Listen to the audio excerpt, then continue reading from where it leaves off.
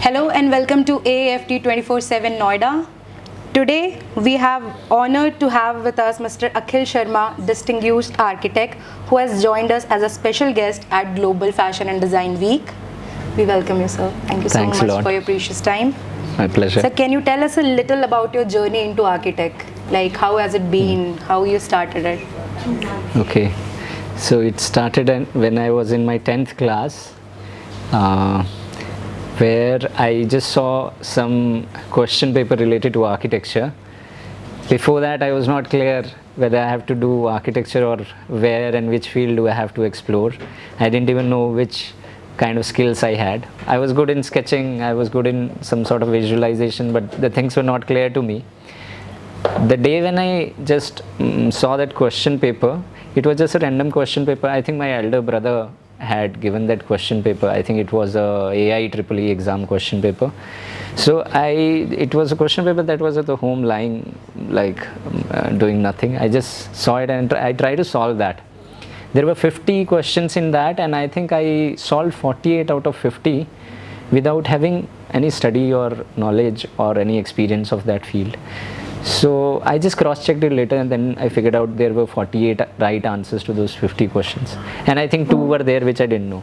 So I at that time realized this is something where my skill is kind of inherent, or maybe in the early years I have figured out or gained that skill. From there, from my 10th class, that was the time when I realized that this is the field that I should pursue. So my 11th and 12th, I kind of studied it in advance. Before even joining architecture, I studied a little architecture in advance, and when I joined architecture, it was kind of too easy for me at that time. It's a 5-year course. I did that from Chandigarh. I had my architectural studies. So this is how I explored. I had to take architecture. So it was like a destiny plan for you that you chose architecture even when you were not interested, kind of? No. So it's not like I was not interested. It's just like that I figured out early that this is good, I'm capable of it, I have gained whatever skills are in the right direction. So I figured out that this is the direction that I can do well with.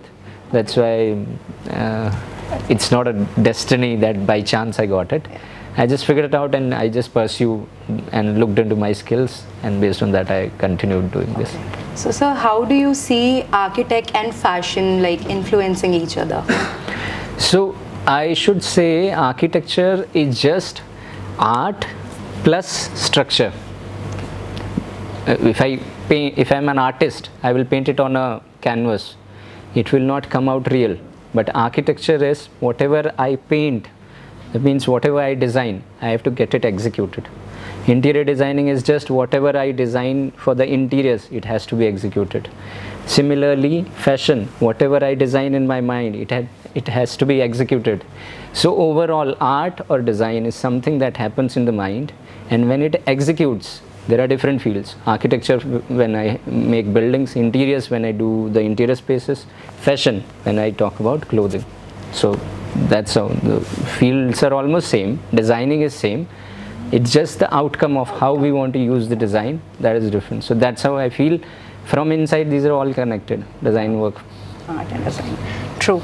Sir, in your view, like what are the key elements to make a design, whether it's building or a dress, truly timeless? Okay. See, timelessness is something that comes with the natural laws. You can kind of understand it, that there are certain laws, whether what sort of designing we do, whether we do fashion designing, whether we do architectural designing, there are certain laws which are in nature which we need to follow and understand, like golden ratio, like Fibonacci series.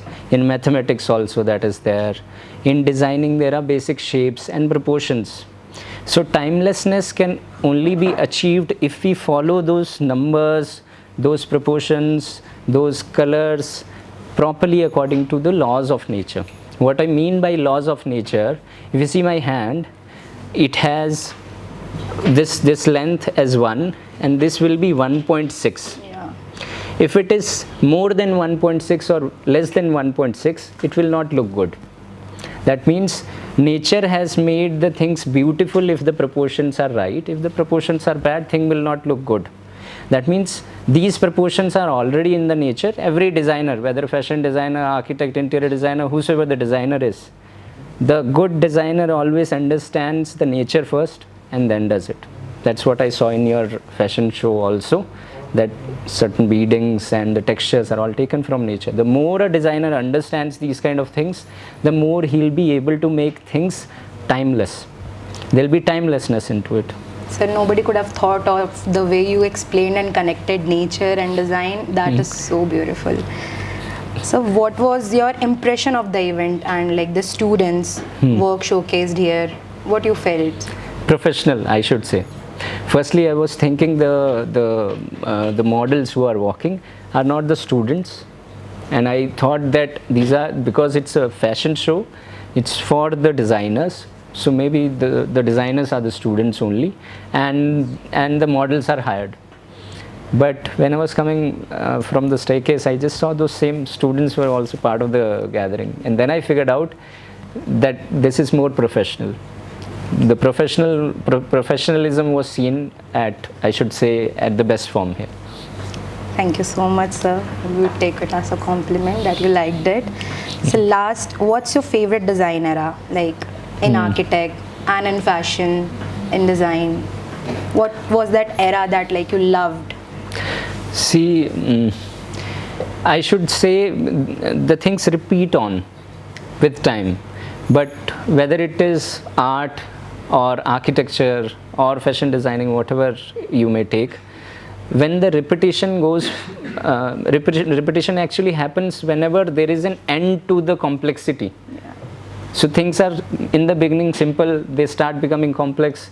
When it reaches the complexity, then everything is broken down, and then again starts to become simple, and then again it gets complex.